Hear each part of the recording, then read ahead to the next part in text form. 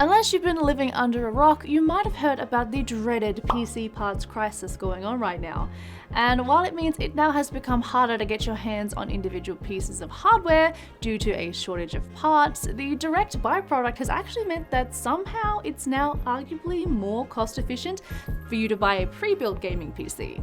For the first time probably ever. So if you're in the market for a new gaming system right now and have decided to go down the pre-built route, how do you decide what to look for? Well, if that sounds like you, then you have come to the right place. Hey there, I'm Sarah from Thermaltech Australia, and here are 7 things to consider before buying a pre-built PC. 1. What are you going to be using your PC for? Are you a big multiplayer FPS gamer, or more of a content creator or streamer? Or perhaps you're not really a gamer at all and you actually plan on using the system for graphic design. Depending on the primary purpose the PC will serve, you'll need to factor in certain areas more. For example, someone looking to streaming while gaming versus someone looking at just using design programs will need to focus on entirely different hardware. Also, if you aren't really tech savvy, ensuring you have enough storage space and memory can make the difference between having a great time with your PC or a rough one.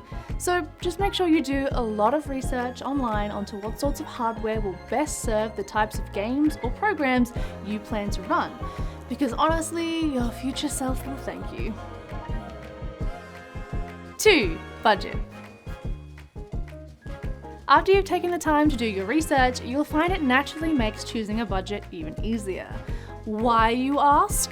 Well, because knowing what parts are more important for you gives you a way better idea of where you can save. So, say you're wanting a pre-built to mainly store video files on, having good storage is far more important than having a fancy expensive power supply. I would advise setting a budget a little below what you'd be prepared to buy, because then if you find the perfect PC, you can go a little over if need be. And there is also sneaky extra costs like shipping that can add up quickly. So either account for that in your budget, select a company that doesn't charge for shipping, or pick up the PC yourself from the retailer to save some cash, giving your wallet a moment to catch its breath. Guys, listen. I don't have much time. I need you to subscribe because it's going to help me to get out of here.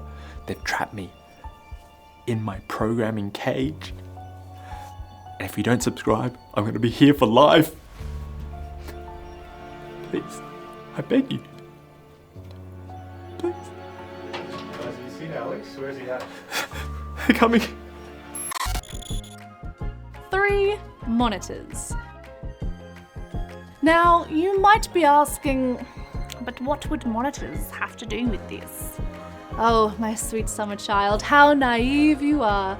See, there's nothing worse than getting a shiny new PC only to discover that your graphics card only has 3 ports and they're all display ports. Meanwhile, your monitors only use HDMI, so then you gotta go out like a silly goose, get 3 adapters and plug all the cables into each other, and it's making me mad just like thinking about it. So the solution, of course, is to suss this all out beforehand. If you already have monitors, please double check what ports you have before picking a system. This can save you a lot of hassle and dealing with exchanging money for annoying, potentially dodgy extension cables. On the opposite side, if you haven't picked a monitor out yet, just keep in mind what sorts of cable options you have to work with to also avoid this issue. 4. Space.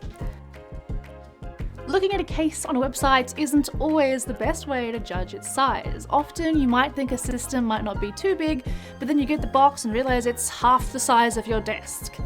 Measuring up the size of the system you're looking at on your desk and making sure the system will fit before you buy it can save you a world of hurt later on. 5. Warranty. One thing that can be helpful if you're a complete noob in the world of PC building is the warranty. Often most, if not all of your system in a pre-built will be covered by a warranty. This means if you have any problems with your system, you can take it or send it back to where you purchased it from and they'll repair it for free. But do be careful though, different companies have different length warranties. So double check yours before you buy to ensure it has a length of time that's suitable enough for you. 6. Maintenance. Now, it can be very tempting to buy the prettiest water-cooled pre-built you can find, but despite how nice it would look on your desk, there is more to buying some of these more complex builds than you think. Water-cooled builds, for example, need to be flushed and refilled every 6 months or so, while items like fans also need to be regularly cleaned. No matter how simple your build is, there's always going to be an element of maintenance, but just how much that's going to be will depend entirely on how complex the build is. 7. Expandability. Finally, there will be no doubt some of you out there who are getting a pre-built will be solely because it's the only way to get a graphics card for a good value. If this is the case and you plan to change up a lot of the components later on, it might be worth going for a build that has future-proofing in mind. For example, if you know down the line you'll want to do a water-cooled build, it might be worth getting a pre-built with a case that's big enough to do that. Or perhaps you can go for a pre-built that has super basic hardware, as you have full intentions of simply upgrading it yourself anyway, so you can save some extra money that way. So those were 7 things to consider before buying a pre-built PC. Just remember that when it comes to pre-builds, don't get too caught up on looks. Often cases and some parts can get tapped out due to availability, so I wouldn't say get too set on the appearance and focus more on the value for money.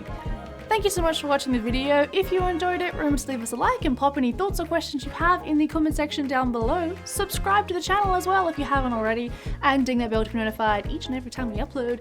And while you're still here, check out any of the Thermaltake videos that'll hopefully be floating in the air around me. And see you tomorrow. Ready for whoosh? Whoosh.